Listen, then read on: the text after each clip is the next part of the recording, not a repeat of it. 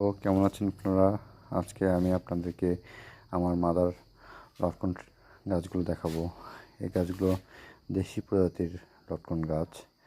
এই গাছটার বয়স খুব বেশি না, অথবা 8-10 বছর কিংবা তারও বেশি কিছু।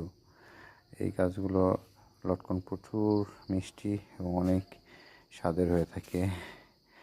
এবং এই গাছটা যেটা দেখছেন, এটা লটকন অনেক বড় হয়ে থাকে, অনেক বড় অন্যান্য গাছের তুলনায়, এবং মিষ্টি হয় প্রচুর।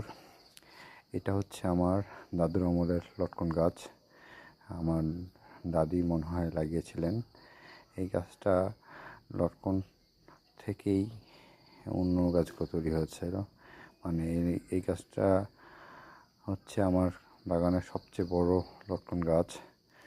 গত 2 বছর আমি এই লটকন গাছটা থেকে প্রচুর লটকন পেয়েছি।